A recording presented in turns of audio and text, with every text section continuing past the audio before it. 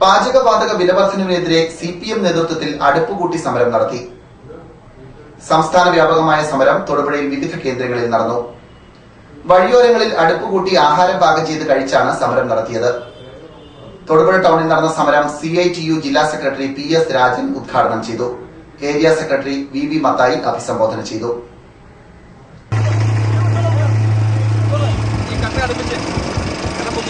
പ്രിയമുള്ള സഖാക്കളെ, സുഹൃത്തുക്കളെ,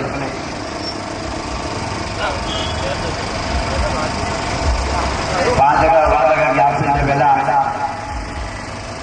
അന്യായമായി വർദ്ധിപ്പിച്ചതിൽ പ്രതിഷേധിച്ചുകൊണ്ടും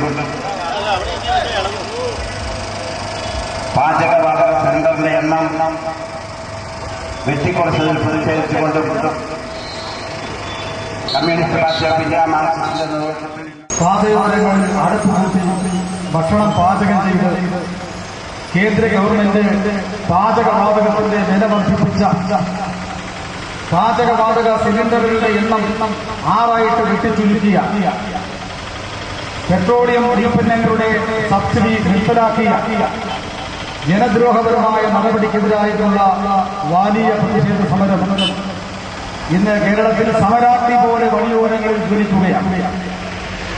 പാചകവാതക സിലിണ്ടറിന് കേൾക്കൽ കമ്മിറ്റി ഒരു സിലിണ്ടറിന് 50 രൂപ വില വർദ്ധിപ്പിക്കുക, 1 ലിറ്റർ മണ്ണെണ്ണയ്ക്ക് 2 രൂപ വില വർദ്ധിപ്പിക്കുവാനാണ് പെട്രോളിയം കമ്പനികളുടെ ആവശ്യപ്രകാരം കേന്ദ്ര ഗവൺമെന്റിന് നിർദ്ദേശം നൽകിയത്. 50 രൂപ വില വർദ്ധിപ്പിച്ച ഒരു വർഷം നൽകുന്ന 12 സിലിണ്ടറിന് 600 രൂപയുടെ വില വർദ്ധനവ് മാത്രമേ സംഭവിക്കൂ. എന്നാൽ കേന്ദ്ര ഗവൺമെന്റ് ചെയ്തത് ഒരു സിലിണ്ടറിന് 512 രൂപ വില വർദ്ധിപ്പിക്കുകയാണ് ചെയ്തത്. ഒരു സിലിണ്ടറിന് മേൽ 512 രൂപയുടെ വിലക്കയറ്റം. 12 സിലിണ്ടർ നൽകുന്നത് 6 സിലിണ്ടറായി വെട്ടിക്കുറച്ചു. 512 രൂപ ഒരു സിലിണ്ടറിന് മേൽ വില വർദ്ധിപ്പിച്ചു.